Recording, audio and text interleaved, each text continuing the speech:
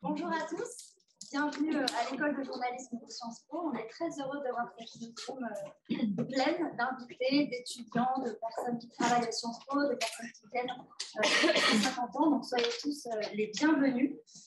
On est ici dans l'espace où nous formons chaque année les journalistes que vous allez lire dans la presse, écouter à la radio, voir à la télévision. Et on est aussi dans une école où on s'interroge très régulièrement, chaque année, chaque mois, sur nos pratiques et sur l'avenir du métier. C'est la raison pour laquelle, pour la seconde fois, la troisième fois même, depuis le début du conflit en Ukraine, nous avons décidé d'organiser une conférence vraiment sur ce thème.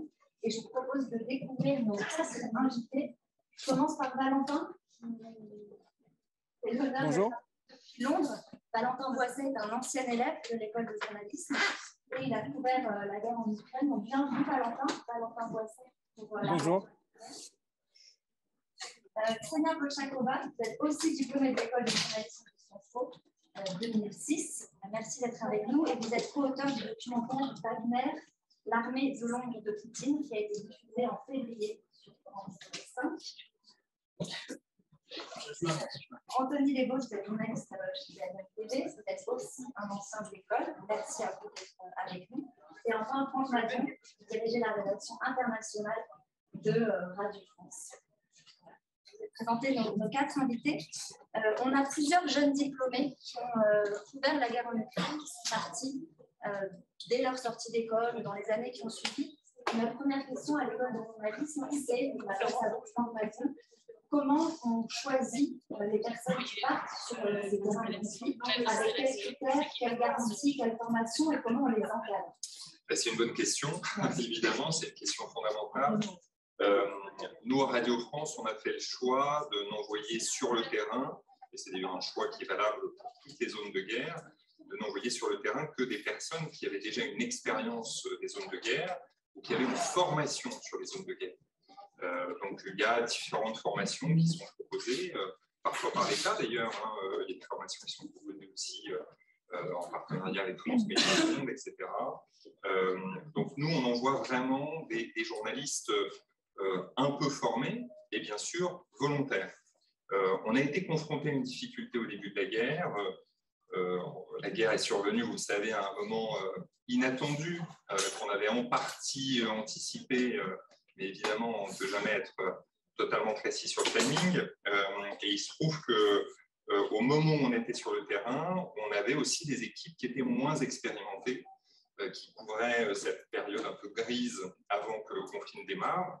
Et l'une de ces équipes s'est trouvée en difficulté, avec un fixeur notamment, qui était un peu perdu, directement touché par le conflit. Vous pouvez expliquer ce que c'est qu'un fixeur pour les gens qui sont Absolument. On travaille sur ces zones-là, évidemment, avec des fixeurs, traducteurs, qui nous aident qui connaissent le terrain, qui nous aident évidemment à traduire la langue. Quand on est en Ukraine, il faut parler ukrainien et russe, ce qui est bien souvent le cas d'ailleurs de la plupart des Ukrainiens.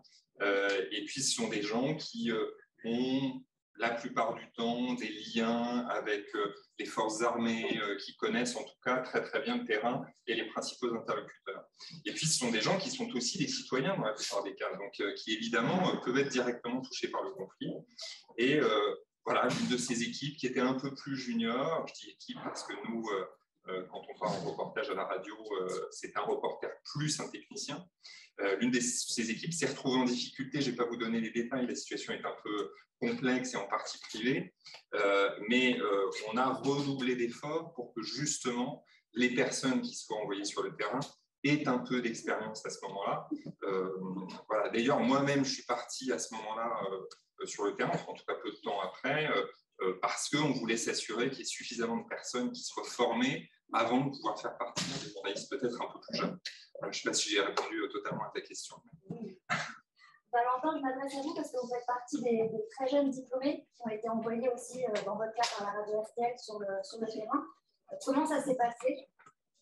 Ça s'est passé très vite en fait, parce qu'on nous a envoyé le lendemain du début de la guerre, donc on n'a pas trop eu le temps de réfléchir. En fait, ils ont fait un appel aux volontaires et il se trouve que chez nous, il y avait plus grand monde de former pour des raisons qui sont assez diverses, de départ, etc.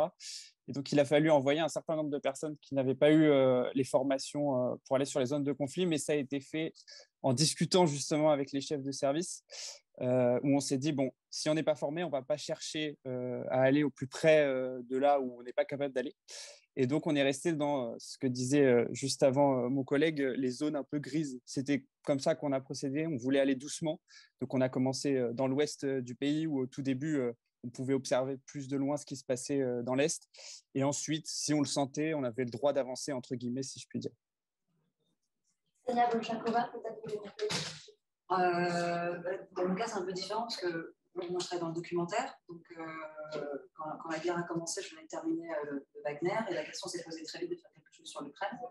Et c'est un temps beaucoup plus long pour le doc. Donc, on a enclenché un autre film pour Arte assez rapidement et je crois qu'on est parti autour du 10 mars. Voilà, mais c'est sur force de proposition. Les équipes se choisissent évidemment différemment parce qu'il ne s'agit pas de faire une couverture d'actualité au quotidien, mais de traiter un sujet un peu plus sur le long terme. Donc, le contexte est un peu différent. Mais effectivement, les équipes qui partent, c'est des personnes qui sont volontaires, qui ont proposé des sujets, qui veulent y aller, qui connaissent le terrain. Chez Capar, où je travaille maintenant, ils essaient quand même aussi d'envoyer des gens qui parlent la langue. Déjà, pour le premier doc que j'ai fait sur l'Ukraine, on était deux co-réalisateurs. Moi, je suis d'origine russe, donc je parle le russe. Et Philippe Lanier, qui a travaillé avec moi, avait été correspondant en Russie pendant 10 ans, jusqu'en 2008. Donc ça, c'était une facilité. Et puis voilà, effectivement, sur le terrain, après, il y a des précautions à prendre. La difficulté aussi en amont, ça on n'en a pas parlé, mais il y a l'histoire d'assurance, de gilet pare-balles. En fait, il y a plein de choses à dire, on peut continuer. Ce qui se met en place aussi, surtout, c'est les protocoles de sécurité, c'est de savoir avec qui on part, comment on traverse une frontière. Si avant la guerre, on pouvait faire un Paris-Kiev en 2 heures, aujourd'hui, pour arriver jusqu'à Kiev, moi en l'occurrence, je pars lundi, lundi, donc on est en train d'organiser ça. Et le rapide, ça sera un départ de Paris lundi, une arrivée en fin de matinée mardi. Donc il y a énormément de logistique, il y a énormément de papiers d'assurance à signer. Voilà, je puisse se préparer et se blinder aussi bien sur le fond que sur la forme. Et faire gaffe à ces équipes. Anthony Lesbos, vous travaillez aussi pour la télévision.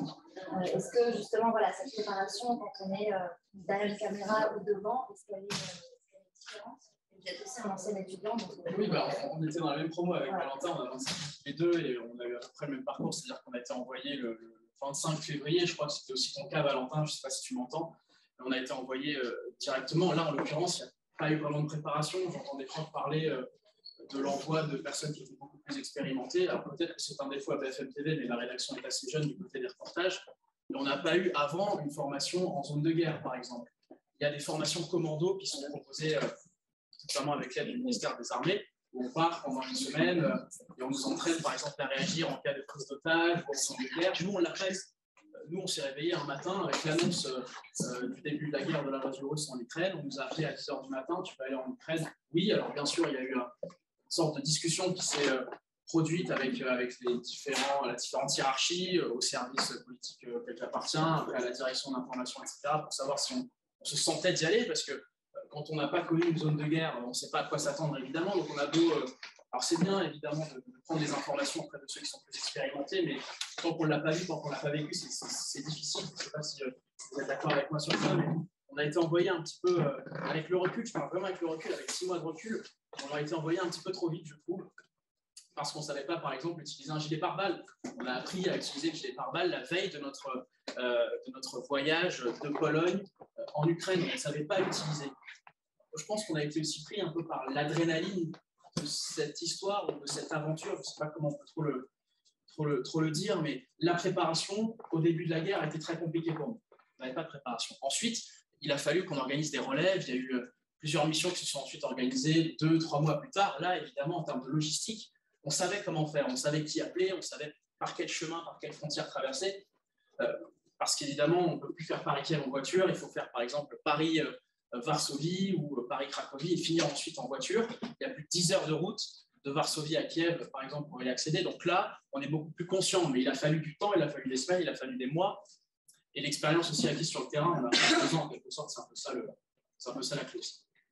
Et puis, si je peux ajouter quelque chose, je pense que ça a vraiment bouleversé quand même la vie des rédactions, hein, cette guerre en Ukraine. Ça a été vraiment un événement majeur. Moi qui ai vraiment 22, 23 ans d'expérience, j'en ai connu très peu. Il y a peut-être le 11 septembre qui peut être comparable à ça. Il a vraiment fallu une mobilisation tous azimuts et je porte aucun jugement sur le fait que des jeunes aient dû être envoyés parfois sans préparation. En plus, il faut se replacer dans le contexte du début de la guerre. Il me semble que nous tous, en tant que citoyens, et pas seulement en tant que journalistes, on était très perturbés par ce qui se passait. On se demandait de quoi allait être fait demain. Au moment où j'arrive à Kiev, et je pense que c'était la même chose dans ton cas, on se demande en fait si la ville ne sera pas en état de siège dans les jours à venir. On nous dit que les forces russes sont vraiment autour de Kiev. On ne sait pas du tout s'il va y avoir une pluie de bombes ou non. Donc évidemment, il y a un peu d'impréparation. Comment se préparer à un tel événement en fait. Voilà. Mais après, il a fallu s'adapter. Et puis effectivement, il y a de très nombreuses mesures, sécurité, assurance. Nous, on a aussi pris des mesures de repos psychologique, par exemple. C'est-à-dire que chaque personne qui revient d'Ukraine ou d'une zone de guerre, et on s'est professionnalisé, je dirais, depuis la guerre en Ukraine, a la possibilité de voir un psychologue, une psychologue pour faire un débrief tout simplement de la situation, et puis le suivi peut être plus long si la personne le souhaite. Valentin Boisset, je crois que vous vouliez intervenir pour RTL. Oui, non, c'était pour dire, effectivement, quand ça a démarré, ça a été vraiment un événement que nous, on n'avait jamais vécu avec Anthony, en tout cas dans une rédaction. Là, on a mon collègue qui parlait du 11 septembre. Moi, c'est vrai que j'ai jamais vu ça. Et ce qui a été très important, et ça tombe bien qu'on ait un chef de service, c'était la discussion avec les chefs, en fait. Parce qu'on était très jeunes. Et quand on nous a envoyés, on avait le droit de dire parfois non. Là, tout de suite, je ne me sens pas d'aller. Nous, on nous a demandé d'aller à Kiev, je crois que c'était 3 jours après le début. Et avec mon collègue, on ne le sentait pas, on a juste dit non et le chef l'a compris en fait. Et ça, c'est très important quand on va sur un terrain comme ça, qu'on soit expérimenté ou non d'ailleurs, je pense, mais quand il y a des choses qu'on ne sent pas, il faut arriver à dire non. Et c'est un truc que j'ai appris pour la première fois, un peu sur le tard du coup, mais dans cette mission-là. C'est qu'il faut, quand on va sur un terrain de guerre, on a tous des limites différentes, on a aussi une expérience différente et il faut savoir dire non. Et c'est un truc qui, je pense, est important de dire dans une conférence où on parle d'informer sur la guerre. À contrario, je rajouterais aussi ce qui est très agaçant, c'est quand tes chefs te disent non, que toi tu veux y aller. ça, c'est l'autre truc. Et ça, il y a des vrais débats, il y a des vraies discussions parce que tu es sur le terrain, tu as tout verrouillé, tu sais comment y aller, tu sais que c'est safe, tu sais que tu peux prendre de telle route, passer d'un point A à un point B, qu'il n'y a absolument aucun risque. Et le coup de fil de Paris qui te dit écoute, c'est pas possible en termes d'assurance, en termes de prise de risque, pour nous, c'est pas possible. Et en fait, il faut se plier aussi. C'est un dialogue permanent, en fait, quelque part aussi, avec les chefs de service, avec les rédacteurs en chef, sur ce genre de mission. Il y a un mélange d'intuition, comme disait Valentin, et puis un mélange d'information où, en fait, vous savez que vous pouvez, mais il y a une responsabilité derrière. Il y a une responsabilité, puis un mélange aussi de terrain. C'est-à-dire que toi, tu as les pieds dans le cambouis, et puis en haut à Paris, il y a quelqu'un qui est dans un bureau, et voilà. Là, en l'occurrence, tu as aussi. Moi, je fais les deux. Tu fais les deux, donc tu vois très bien. Mais de temps en temps, il y a des moi, j'avais croisé des collègues l'ancienne boîte pour laquelle je travaillais, qui étaient extrêmement frustrés parce qu'ils avaient calé toute une mission dans des coins assez dangereux de la région de Kiev encore qui étaient occupés, et leur mission a été annulée par Paris. Oui, de toute façon, il me semble que tout le monde sera d'accord là-dessus, enfin, tous les journalistes, je pense. La personne la plus à même de juger de la dangerosité d'une situation, etc., c'est le reporter sur le terrain. Il n'y a vraiment aucun doute là-dessus. Donc, toutes les règles ne valent pas celle-là, me semble-t-il. Et alors justement, quand on est reporter, quand on est sur le terrain, envoyé spécial, seul, à deux ou avec un chasseur, on a une information à vérifier constamment, en accord avec sa rédaction, avec les nouvelles des agences de presse. Est-ce que cette guerre vous a appris des choses sur la vérification d'informations? Par exemple, dans votre documentaire, Ksenia Bolchakova, vous parlez d'une guerre hybride, Wagner, l'armée de l'ombre de Poutine, entre la guerre de l'argent, la guerre des armes et celle de l'information. Comment vous faites sur le terrain pour vérifier ces informations qui viennent de toutes parts? Ça dépend, les contextes sont assez différents. Quand on parle d'un documentaire d'investigation, on a passé 2 ans dessus. Donc il y avait vraiment un vrai travail de vérification des infos. Et ce n'était pas comme se retrouver sur le terrain où on était dans le show du news et il y a des bombes qui tombent sur la tête. On est vraiment dans deux contextes assez différents. En l'occurrence, là, pour parler d'une expérience personnelle par rapport à l'Ukraine, parce qu'on travaillait sur Wagner et que nos sources dans la compagnie Wagner, c'est une compagnie militaire privée qui est une sorte d'appendice de l'armée russe, mais qui n'est pas déclarée, qui appartient pas officiellement à l'armée russe, mais qui opère et qui opère notamment en ce moment en Ukraine. Donc, nous, on enquêtait là-dessus et dès le mois de décembre, nos sources nous disaient que la guerre allait commencer. Le mois de janvier, tous les journalistes et tous les collègues que je croisais, je leur disais faites accréditer vos équipes, il va se passer un truc à Kiev dans les 5 semaines. 2 mois avant. 2 mois avant, on nous disait c'est sûr, les exercices militaires à la frontière, où on nous dit que c'est que des exercices, il faut arrêter de penser que c'est des exercices. Ce ne sont pas des exercices. Donc, on croise des sources en fait, tout simplement. On appelle plusieurs personnes, on appelle des gens sur le terrain, on appelle des gens qui sont au sein de préférence quand on peut avoir des sources, j'allais dire. Au ministère de la Défense russe, mais ça devient de plus en plus compliqué, des combattants, des gens qui sont à la frontière, des personnes qui font... Aujourd'hui aussi, on a beaucoup recours à des journalistes investigateurs en ligne qui font de l'OSINT. Donc, ce sont des journalistes qui regardent un petit peu ce qui se passe, aussi bien sur les cartes satellites, sur les déplacements d'avions, sur les déplacements de camions de transport de troupes, et qui arrivent à avoir une espèce d'image un peu globale. Donc, on appelle toutes les sources possibles et inimaginables. L'OSINT, pour les gens qui... L'OSINT, c'est le Open Source Investigation, qui est une des branches qui se développe beaucoup en ce moment dans le journalisme d'investigation et qui consiste à utiliser des outils nouveaux, donc les outils Internet, qui sont donc en source ouverte. On ne hack pas la DGSE, mais on récupère ce qui est accessible en ligne pour en tirer des infos.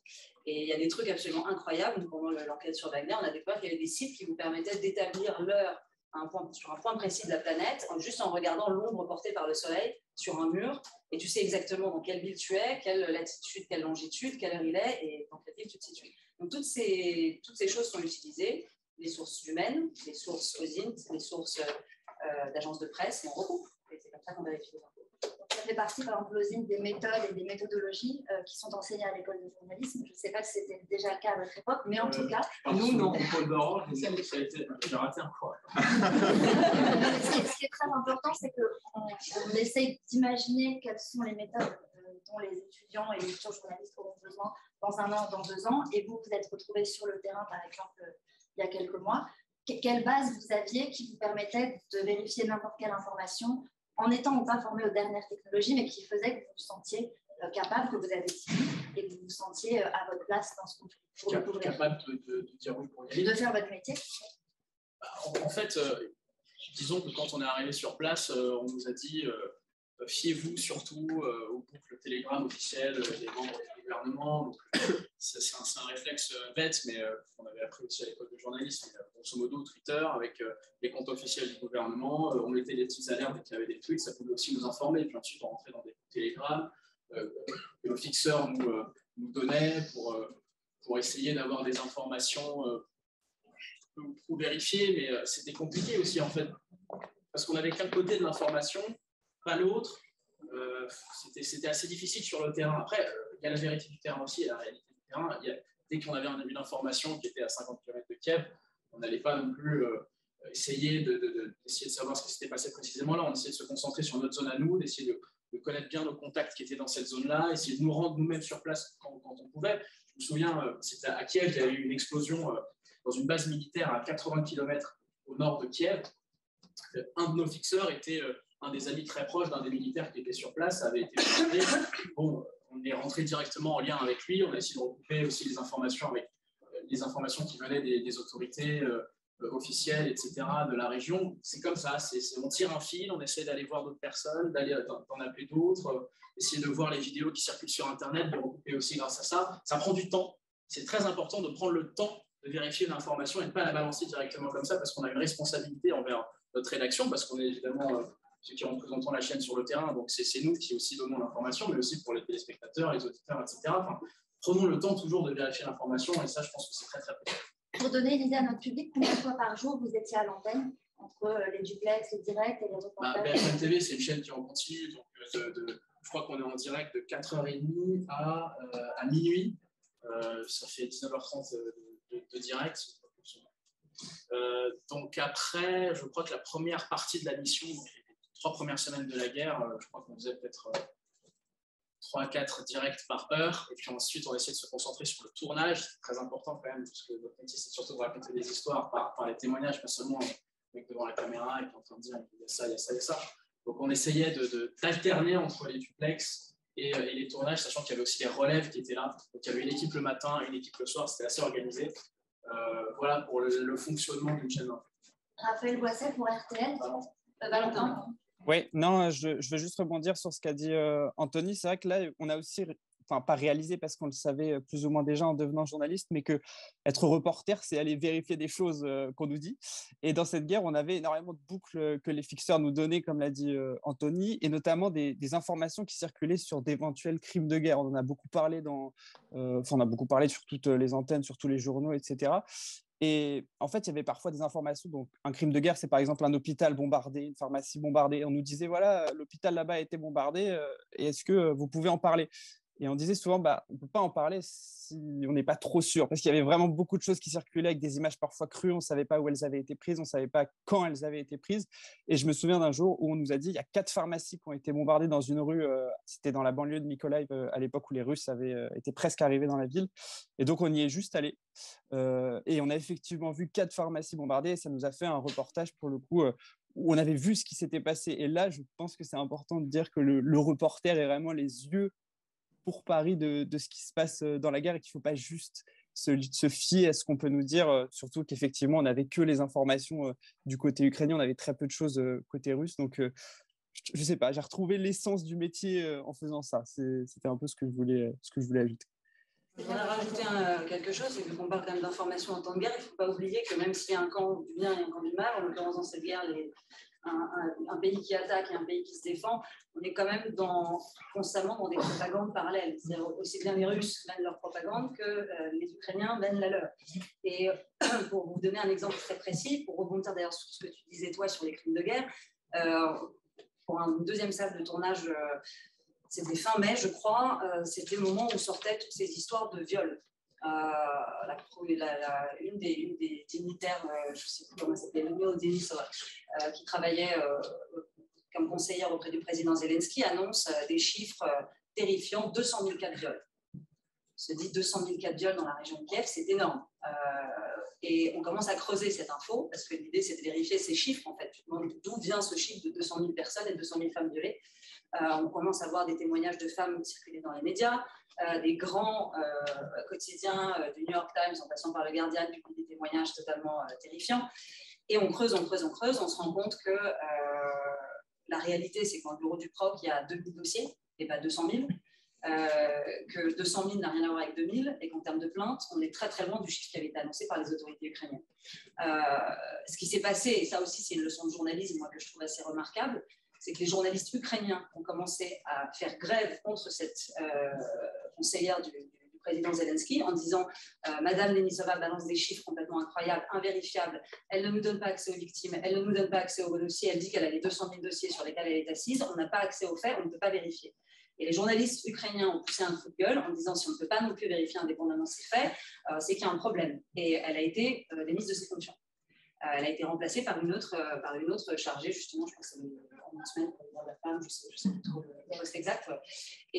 Et ça, c'est aussi assez révélateur de ce qui se passe en temps de guerre. On a des chiffres qui sont totalement fous, on est dans une hystérie aussi de qui va balancer l'info la plus tragique, la plus dure, le plus vite possible. Et c'est notre travail aussi en y allant de prendre le temps, de se dire ok, on va quand même les chercher ces victimes, on va chercher ces dossiers, on va contacter le bureau du PROC, on va passer tous ces coups de fil-là. C'est long, c'est laborieux, mais c'est un travail indispensable parce que sinon on s'embrouille les pieds dans le tapis et on sert la soupe à des gens qui racontent des mensonges tout simplement. Et ça, c'est pas du tout notre métier. D'un camp ou de l'autre. D'un camp ou de l'autre. Enfin, je veux dire, ça, c'est dans les deux cas. Mais là, c'était cet exemple des 200 000 cas de viol qui, pour le coup, moi, m'avait pas mal marqué. Valentin Boisset. Autre exemple de chiffres pour rebondir. Pendant 1 mois et demi, quand j'étais au tout début, on ne nous a jamais dit le nombre de morts de soldats ukrainiens, et on nous disait tous les jours, on avait un bilan journalier qui était envoyé aux journalistes sur le nombre de morts côté russe, mais fait par le gouvernement ukrainien. Et c'était assez compliqué en fait de savoir comment la guerre avançait, si les Ukrainiens la perdaient, si les Russes la gagnaient, si les Russes la perdaient. Et du coup, chose toute bête, on s'est dit, on va aller voir un enterrement militaire, en fait. Donc, on est rentré dans une église. Et là, on voit dans cette église que les enterrements se faisaient 5 corps par 5 corps, à peu près toutes les 3-4 heures, je crois. Et donc là, on s'est dit, OK. Donc, en fait, au-delà de la entre guillemets, propagande du gouvernement ukrainien, il faut aussi vérifier ce qu'on ne nous dit pas. Et ce reportage m'avait permis de réaliser qu'il y avait aussi énormément de morts côté ukrainien. Donc, c'est important de parfois avoir des petites astuces comme ça sur le terrain pour aller vérifier des chiffres. Franck Madelon, vous avez été des deux côtés, à la fois le rédacteur en chef qui commande les sujets et qui supervise ses envoyés spéciaux, ses correspondants, et sur le terrain. Est-ce que vous avez été confronté de la même façon à des informations à vérifier? Oui, mais ce qui vient d'être dit, je l'aurais dit si je n'avais pas pris la parole là-dessus, parce que c'est fondamental, évidemment.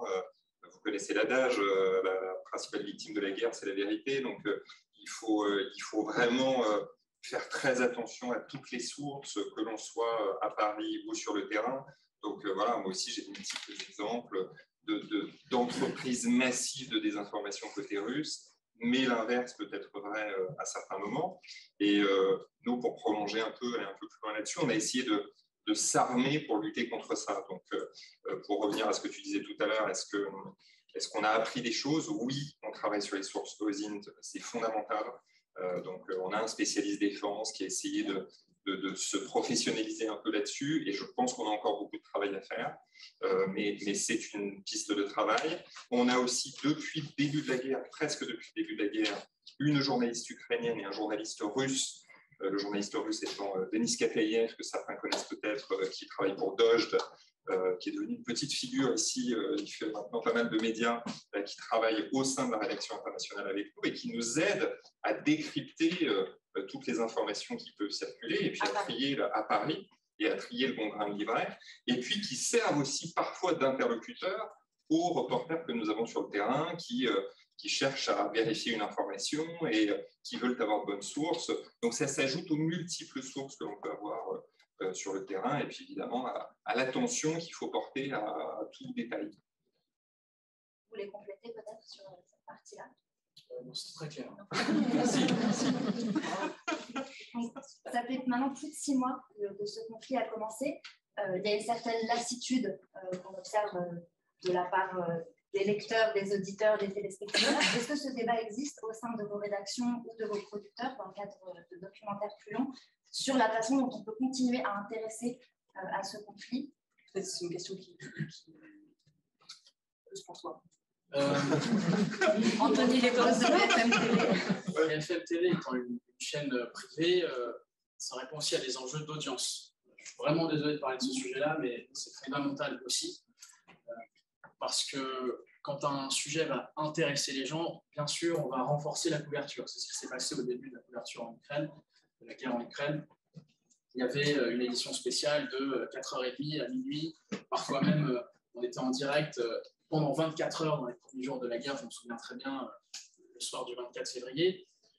À partir de la mi-avril, c'est-à-dire après la découverte du massacre de Boutcha, après cette découverte-là, on a senti une forme de lassitude parce qu'on voyait les mêmes images, on entendait les mêmes témoignages.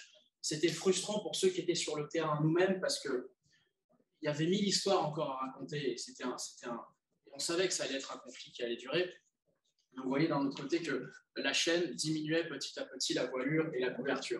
Alors ensuite, il y a eu aussi un événement à BFM TV qui nous a beaucoup touché. C'était la mort d'un de nos confrères, Frédéric Leclerc-Imhoff, qui est mort le 30 mai 2022.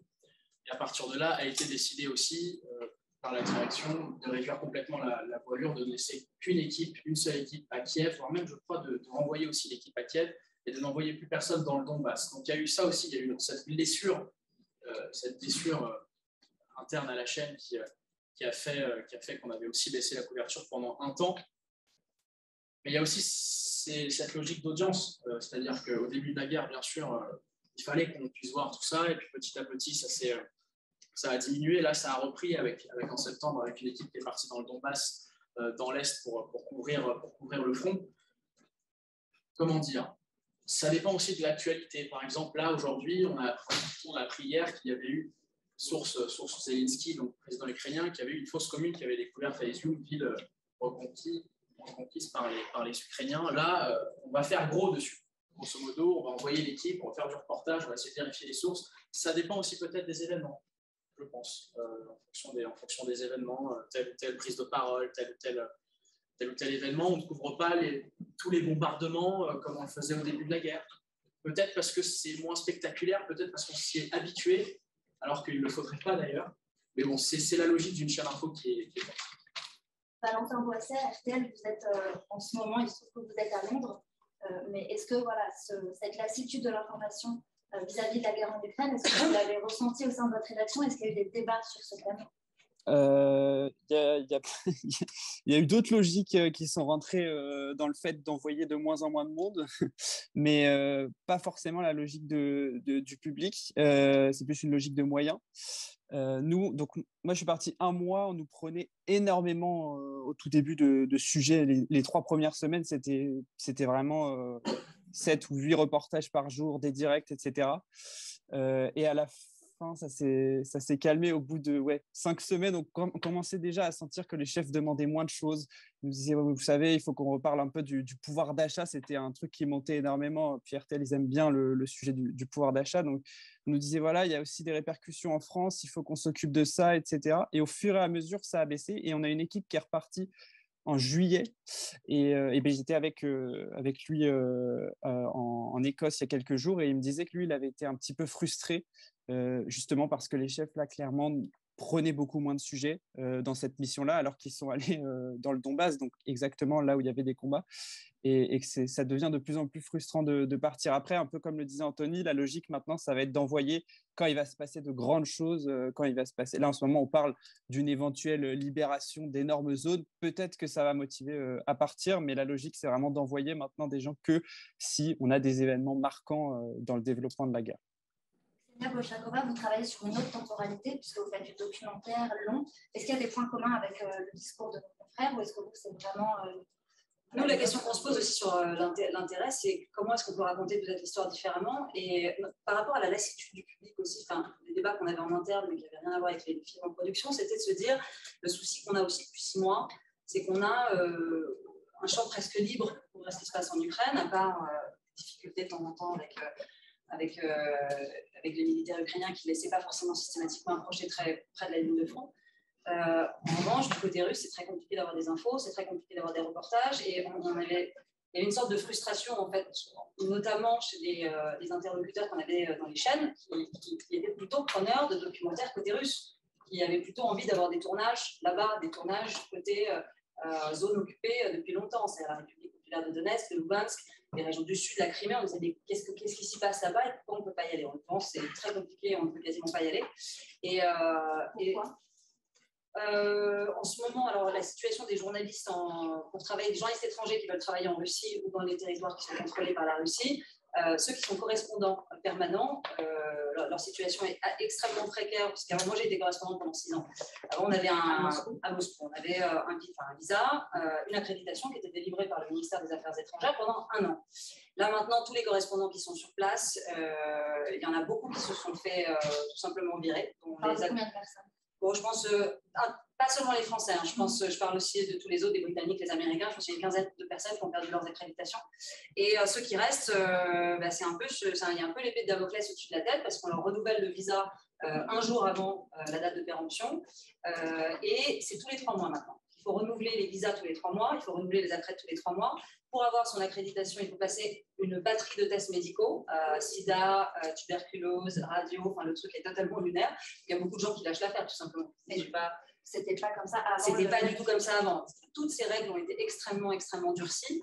Et pour aller avec les Russes à Donetsk, à Lugansk ou maintenant dans les zones qui ont été occupées plus récemment, il faut être encadré par le ministère de la Défense, il faut demander des autorisations spéciales, c'est des voyages de presse. Il n'y a aucune liberté d'informer dans ces zones-là. Donc le travail est très difficile. Et il y a aussi une lassitude, je pense, en tout cas nous les diffuseurs, c'est ce qu'ils nous disaient. On a 1 milliard de propositions sur l'Ukraine, on a énormément de pitch, de sujets, de documentaires, de films, de reportages, magazines long format sur l'Ukraine, mais on en a tellement qu'on n'en peut plus. en fait. Et ce qui nous intéresserait, ça serait de voir de l'autre côté du miroir. Malheureusement, on ne peut pas. Donc, il y a eu aussi ce moment-là. Il y a aussi ça qui s'est passé. Vous pouvez expliquer ce que c'est qu'un pitch dans le langage journalistique? Qui ne sait pas ce que c'est qu'un pitch? Un pitch, c'est une proposition. Un pitch, c'est une formulation assez brève d'une idée de sujet. Voilà. C'est ce que j'ai bien maintenant, ça va? Super. Monsieur le professeur. Franck Maton est aussi enseignant à l'école de journalisme. Raison pour laquelle vous êtes professeur. Je ne savais pas, mais j'attends. Et non, juste pour revenir sur peut-être les similitudes qu'il peut y avoir entre le monde du doc et le monde du hard news. Moi, j'ai travaillé pendant 4 ans aussi à BFM en école. Je me souviens que c'était différent, mais dans le doc aussi, on part rapidement. S'il y a le terrain qui guide, et en termes de guerre, le terrain guide souvent et fait changer les calendriers. Donc, nous, on avait prévu là, de tourner sur un film qu'on prépare pour octobre 2023. Donc, on est quand même sur une temporalité très longue. On avait prévu une période de tournage de 3 semaines en octobre, et on part lundi. Parce qu'il y a des territoires nouvellement libérés, parce qu'on a envie d'aller voir ce fameux charnier, on a envie d'aller voir ce qui se passe avec les équipes qui sont sur place et découvrir les premiers jours de cette libération. Donc, c'est la lassitude qui est aussi en tant que du côté des rédacteurs en chef et des chefs. Il y a de la lassitude, et puis voilà, après, il y a aussi cette notion de terrain qui guide. Quand on couvre des guerres et quand on couvre des conflits, il faut être assez réactif. En avant sur la partie commande de sujet et rédaction en chef, est-ce que l'Ukraine intéresse encore? Moi, je vais vous fâcher pour ma paroisse, mais nous, à la rédaction internationale de Radio France, on estime, et je pense que ça marche plutôt bien, que l'international, le traitement de l'actualité internationale, c'est un facteur différenciant pour Radio France et les chaînes de Radio France. Donc, Inter-Info-Culture, on est une assez grosse équipe, on est quand même 24 à Paris, on a 10 correspondants sur le terrain, on a une armée de pigistes. Donc, pour nous, vraiment, le choix, c'est de continuer à traiter la guerre en Ukraine. C'est aussi une mission de service public. Donc, on a toujours eu des équipes sur place. On en a eu 4 ou 5 au début de la guerre. Maintenant, on en a une en permanence, parfois 2, notamment dans les passages de relais. Et puis là, on est en train de faire des choix vraiment stratégiques. Alors, l'information n'est pas encore totalement validée, donc on la garde entre nous, je ne sais pas si je peux dire ça comme ça, mais on réfléchit à un poste à Kiev sans doute provisoire. On a déjà une pigiste qui s'est installée à Kiev, qu'on connaît très très bien, Maureen Mercier, qui bosse super bien. On a fait aussi le choix de poursuivre un podcast qui s'appelle Guerre en Ukraine, que je vous invite à écouter. Et c'est un podcast qui était quotidien à l'origine, qui est devenu bi-hebdomadaire, lundi et jeudi. C'est le seul podcast interchaîne de tout Radio France. Et je peux vous dire qu'avoir un podcast interchaîne à Radio France, c'est un combat. Voilà, c'est même un exploit, on peut le dire, parce que le pire ennemi de France Inter, c'est pas RTL ou Europe 1, c'est France Info. Il faut le savoir, mais nous, on travaille. Long, de 15 à 20 minutes. Oui, alors on a réduit un peu la durée, mais l'intérêt d'un podcast, c'est qu'on peut donner de la liberté, donc on est plutôt autour de 10 minutes, on peut faire un peu moins, un peu plus, selon les événements. Mais c'est déjà assez long, et puis il y a un vrai appétit pour ça. C'était d'ailleurs porté, ce podcast, par, sauf erreur de ma part, ton nouveau chef qui est parti chez toi. C'est pour ça qu'on a changé. Grégory Phillips, que je connais bien. Donc, c'est pour ça qu'on a changé la personne qui porte ce podcast. Donc voilà, donc on fait des choix stratégiques d'antenne pour continuer à traiter cette guerre et à la traiter au quotidien. En tout cas, on essaie de le faire vraiment massivement. Évidemment, quand la reine meurt, on va faire des émissions spéciales parce qu'il faut traiter cet événement qui est aussi historique. Mais il ne s'agit pas d'effacer ce qui se passe en Ukraine, surtout qu'il y a eu une bascule quand même le week-end dernier avec la contre-offensive ukrainienne, le recul russe. Enfin, je pense qu'on est dans un nouveau moment charnière. Peut-être qu'il n'y en avait pas eu ces derniers temps. Et puis là, on est dans un nouveau moment de bascule. Seigneur Bolchakova, vous partez la semaine prochaine, lundi. Est-ce que vous allez repartir? Est-ce que ça fait partie de vos missions ou envies professionnelles et personnelles? Moi, par exemple, de repartir. Oui, évidemment. Alors après, je viens de changer de fonction, donc j'ai pris un peu du galon, je ne pourrais pas partir tout de suite. Mais oui, bien sûr. Enfin, moi, je trouve que c'est essentiel de rester au contact du terrain. Et puis, je n'ai surtout pas envie, justement, qu'on puisse dire que des rédacteurs en chef prennent des décisions à Paris sans connaître ce qui se passe sur le terrain. Je pense que, voilà. Mais non, mais exactement. Je pense que moi aussi j'y ai été confronté. Donc, vous avez les deux casquettes. Voilà, donc je vais éviter de faire la même chose. Donc oui, si l'occasion se présente, je pense que j'hésiterai pas. Et puis je pense que c'est fondamental d'être au contact de ce qui se passe pour mieux comprendre aussi la réalité. Par moment, ne serait-ce que d'aller une fois sur un terrain peut permettre de comprendre énormément de choses. Et vraiment la manière dont ça peut fonctionner, dont les protagonistes peuvent interagir, donc je pense que c'est très important. Anthony Lebos, le départ, le retourner en Ukraine, ça... Moi, après la mort de notre collègue Frédéric, j'ai eu beaucoup de mal à me projeter de nouveau.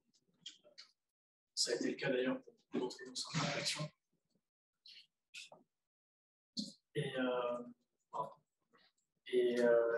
Alors là, moi, je suis encore au service politique de BFM TV, donc je couvre l'actualité politique en France. Et peut-être un jour, peut-être dans les prochains mois, peut-être en 2023, j'aurais envie d'y retourner parce que je me souviens très bien de ma première mission. On était parti 3 semaines, on avait passé d'abord 4 jours à la frontière avec la Pologne, ensuite on avait passé 15 jours à Lviv, qui était la ville la plus à l'ouest de l'Ukraine, qui était encore épargnée par les bombes.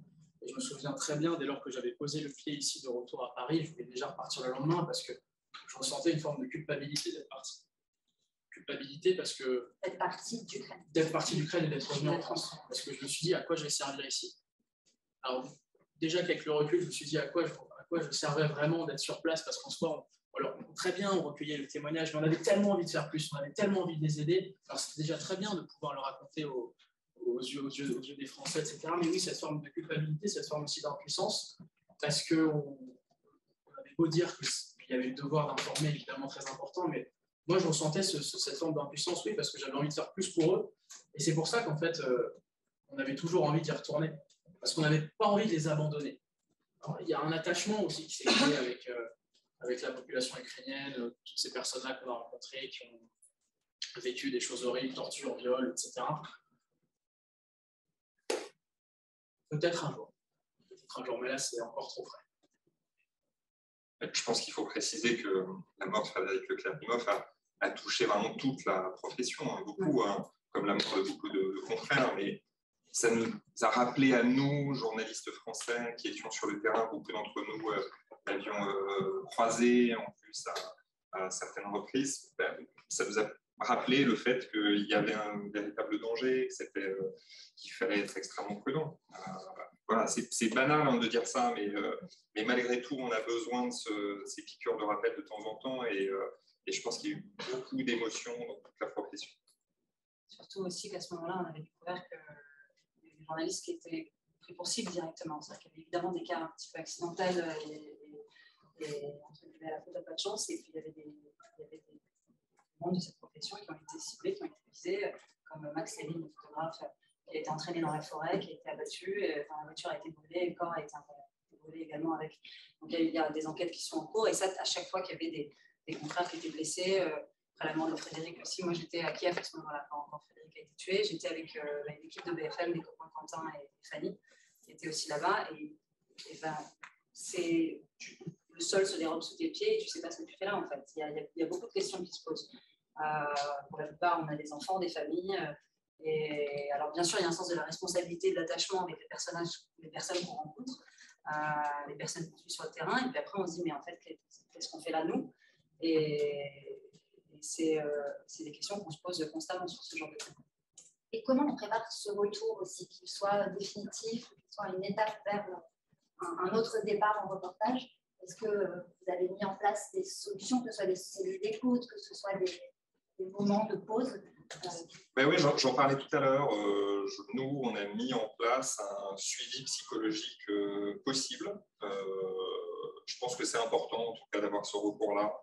Avec la médecine du travail de Radio France? Oui, enfin, là vraiment, c'est totalement plus indépendant de la médecine du travail. Je pense que c'est important que ça le soit, en plus, que ce soit vraiment une structure à part. Voilà, c'est financé par nos ressources humaines. Et je pense que c'est très utile. Et puis en plus, il faut être très vigilant parce que par moment, des personnes qui expriment beaucoup de choses, qui peuvent être en panique, qui peuvent revenir extrêmement fragiles, secouées, ne sont pas forcément les personnes les plus souvent victimes de syndrome post-traumatique.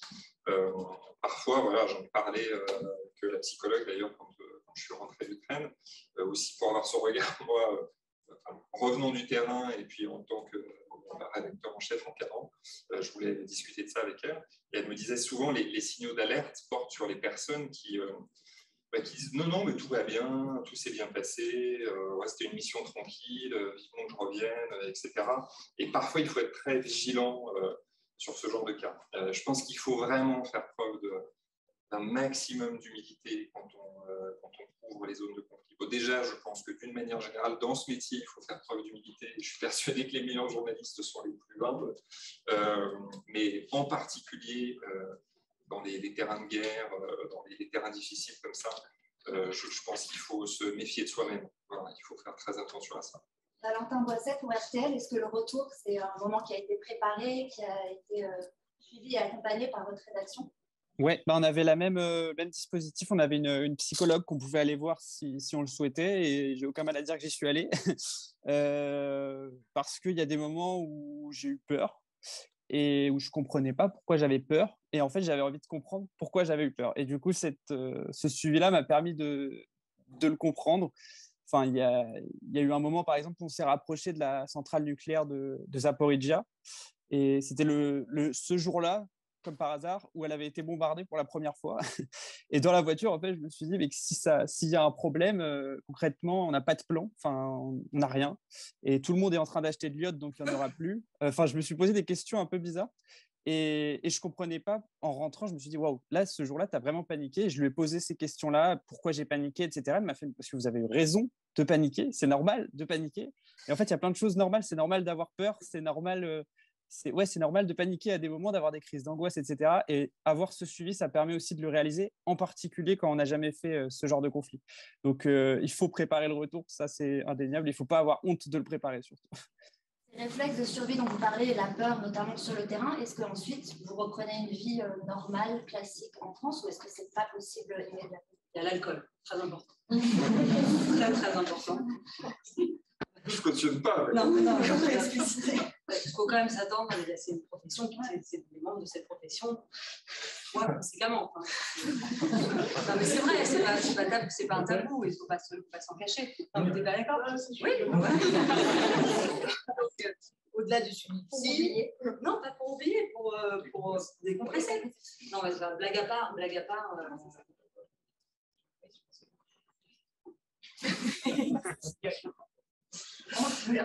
Alors, comment rebondir là-dessus? Non, mais par rapport au traumatisme, il y a le réflexe de survie sur place, on a peur, et quand on revient dans une vie différente. Non, mais je pense qu'il faut juste avoir en tête que ce sont des moments un peu paroxystiques, en fait. Donc, à tout point de vue, c'est difficile de se remettre de ces moments-là. Donc, voilà, il faut être vigilant, il faut savoir poser les pieds sur terre, il faut savoir sur le terrain parfois être en contact avec sa famille. Voilà, j'ai l'impression d'enfoncer des portes ouvertes, mais il me semble que ce sont des réflexes de bon sens en fait. Et oui, parfois l'atterrissage peut être un peu difficile. C'est sûr que quand on vient de passer 3 semaines en Ukraine, sur des terrains difficiles, avoir parfois des cadavres, des bruits de bombes, à entendre des bruits de bombes, à entendre des témoignages qui sont parfois très éprouvants, on en ressort un peu différent, forcément. Voilà, moi, à l'inverse, j'en tire vraiment aucune gloire, je suis très très peu heureux d'habitude.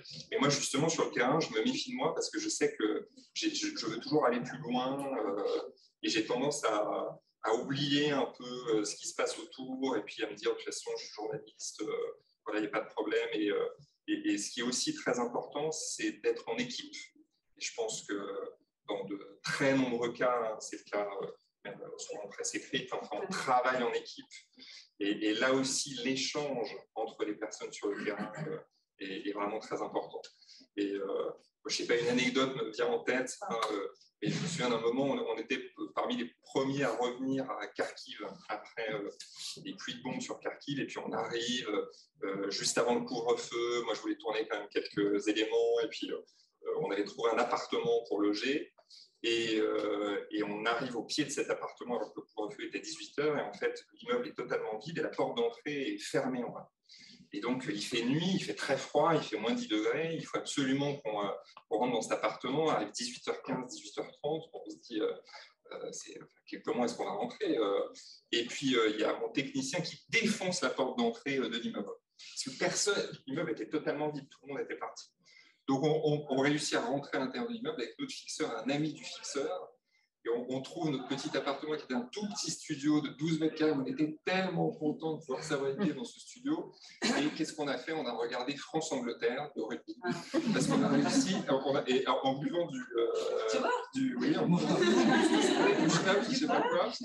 Et franchement, c'était un moment extrêmement fort et très beau qui n'avait rien à voir avec la guerre et qui permet aussi de décompresser dans ces moments. Je voulais juste, blague à part l'alcool, il y a aussi un conseil que nous avait donné, nous, Alexandra, je sais qu'elle fait le film sur Wagner avec moi, et à moi, il nous avait dit, en fait, il y a un truc aussi important, c'est comme un militaire qui rentre dans un terrain de guerre, vous avez vu un certain nombre de choses, en fait, ce qui est bien, c'est de mettre en place, au retour, une sorte de sas de décompression. En fait, reprendre la vie normale de famille, emmener tes enfants à l'école, faire le petit-déj, alors que la veille, tu étais littéralement dans des situations extrêmement critiques ou bouleversantes, c'est quasiment impossible. Et en fait, ce qu'il conseille, c'est de prendre 2 nuits d'hôtel, 2-3 nuits d'hôtel dans une zone neutre, en fait, entre les deux mondes. C'est-à-dire qu'avant de rentrer chez soi, de retrouver son foyer, de retrouver son petit copain, sa petite copine, son mari, sa femme, ses gosses, c'est important de prendre ce temps qu'ils estiment minimum de 48 heures. On n'a pas toujours l'occasion de le faire, c'est ça le problème, c'est qu'on n'a pas toujours l'occasion de le faire. Avec Alex, on a été un peu contrainte de le faire parce qu'on a été, ça c'est pas dans le documentaire, mais on a été exfiltrés du Centrafrique parce qu'on était un petit peu en danger et on était à l'ambassade de France. Et du coup, on a passé un peu de temps là-bas et ça nous avait fait du bien. Alors, on est rentrés, on était traumatisés, en panique, c'était compliqué, mais ce petit moment de 40 heures, on n'était plus sur le terrain dangereux, on était en danger et on n'était pas encore rentré chez nous. Ça nous avait permis de nous poser, ça nous avait permis de réfléchir à ce qu'on avait vécu, à ce qu'on avait vu, aux émotions qu'on avait ressenties. Et le retour a été, je pense, un peu plus dur. Voilà, à la maison. Ça marche. Et l'alcool. On a le temps, si vous voulez bien, de prendre 1 ou 2 questions du public. Si vous en avez. Oui, monsieur. Oui, je voudrais tout simplement savoir pourquoi les journalistes sont volontaires pour partir dans une zone de guerre. Je sais que vous allez avoir plusieurs réponses suivant les personnalités. Est-ce qu'on pourrait dire quelque chose de général là-dessus? Pourquoi partez-vous? Parce que ça représente des risques, vous avez raconté, tout ça très bien. Donc j'aimerais comprendre pourquoi. C'est l'appât du gain, c'est le ça, si on veut. Non, mais c'est une bonne question. C'est une bonne question. Je pense que la réponse la plus simple à cette question, c'est de dire que quand on fait ce métier, je pense qu'on a envie d'être au plus près du terrain, au plus près de ce qui se passe. Moi, je sais que quand la guerre s'est déclenchée, j'ai vraiment ressenti ce besoin d'y être, en fait. Et bizarrement, j'étais très angoissé avant d'y aller, mais ouais, beaucoup moins après. J'étais presque rassuré d'être sur place, de pouvoir comprendre comment ça fonctionnait, ce que je disais tout à l'heure. On ne comprend pas tout, mais on comprend beaucoup plus de choses. Et puis en plus, on est dans cette position du vulgarisateur, de la personne qui transmet, et je crois que c'est la raison pour laquelle on a envie de faire ce métier. Donc, moi, dans mon cas, c'est ce qui me conduit à aller sur le terrain. J'en ai l'occasion. Valentin Boisset, peut-être C'est à peu près la même réponse. Quand ça s'est déclenché, j'ai tout de suite voulu y aller. Ils ont demandé en fait à tout le monde et il y en a certains qui ont dit oui, certains qui ont dit non. Et je trouve aussi que c'est un endroit où ça a énormément de sens pour tout ce qu'on vient de dire dans cette conférence, mais vérifier des choses, tendre le micro à des témoignages qui sont extrêmement forts. Il y a plein de choses qui en fait sont assez pures sur ce terrain-là. Dans le journalisme et qui m'attirait et ça s'est confirmé quand j'y étais, mais ça a vraiment du sens d'être journaliste dans un pays en guerre. On a répondu à votre question, monsieur. Si, tout à fait, mais enfin, je constate que tous les journalistes ne sont pas volontaires. Il y en a quand même. Enfin, je suppose qu'il y a une différence avec ceux qui partent, qui acceptent tous ces Oui, mais peut-être que derrière votre question, il y a des interrogations sur l'adrénaline que ça peut entraîner. Oui, c'est une question intime, psychologique, oui, je reconnais, mais ça m'intéresse. Mais vous avez sans doute raison. Après, je ne sais pas si c'est le cadre pour aborder ces questions-là, mais oui, il y a clairement des questions de l'ordre de l'intime là-dedans. Je pense qu'il y a des... Je ne pense pas être de cela, mais je pense qu'il y a vraiment des journalistes qui cherchent précisément l'adrénaline et la zone de conflit. Oui, ça, c'est certain. C'est ce que j'allais dire. Il y a des journalistes qui... Moi, je me souviens quand j'étais à l'école de journalisme de Sciences Po, je ne citerai pas le nom d'une grande reporter qui est venue faire une conférence en me disant si on n'avait pas pour ambition de devenir reporter de guerre, on n'est pas des vrais journalistes. Ce qui m'avait extrêmement choquée à l'époque parce que je me disais, mais en fait, je n'ai aucunement l'intention ni l'ambition de devenir reporter de guerre. Si dans ma carrière, dans mon travail, dans une rédaction, on me dit voilà, il y a un conflit, il faut y aller parce que c'est l'événement qui est en train de se passer en ce moment et il faut le couvrir comme un événement important. C'est plutôt dans cet ordre-là, si tu veux comprendre les choses. C'est-à-dire qu'il se passe quelque chose d'important et il faut y aller, il faut le couvrir et le raconter. Après, sur la guerre en Ukraine plus précisément, je pense qu'il y a aussi des sensibilités. Moi, je suis d'origine russe, je suis née à Moscou, j'ai bossé pendant 6 ans comme correspondante là-bas, c'est une zone que je connais parfaitement bien. C'est un conflit qui me bouleverse. Là, je vais commencer à pleurer, donc je vais partir sur autre chose. Mais typiquement, ce conflit-là et tous les conflits, enfin, la guerre en Ukraine depuis 2014, c'est quelque chose que je suis, non pas parce que je suis reporter de guerre ou journaliste de guerre, mais parce que c'est très important pour moi, à titre personnel et professionnel, de me couvrir et de continuer à y aller. Je vais aller plus loin. Personnellement, je trouve que l'expression reporter de guerre n'a aucun sens. Okay. Vraiment, je ne comprends pas qu'on puisse se revendiquer reporter de guerre. Il me semble qu'on est journaliste, qu'on est reporter, qu'on a envie d'être sur le terrain, qu'on a envie de couvrir les événements qui se produisent, qui ont du sens, auxquels il faut donner du sens. Mais voilà, je pense que cette expression ne veut pas dire grand-chose. Il n'y a pas de hiérarchie entre les informations. Non, il y a vraiment aucune. C'est l'intérêt d'un reporter qui va couvrir la mort de la reine Elisabeth II, reporter de mort. Les autres reporters. Alors, vous voulez peut-être conclure sur cette transition qui est trouvée par Anthony Descaux. Non, mais oui, c'est vrai que quand on est reporter, je pense qu'il faut savoir l'être partout.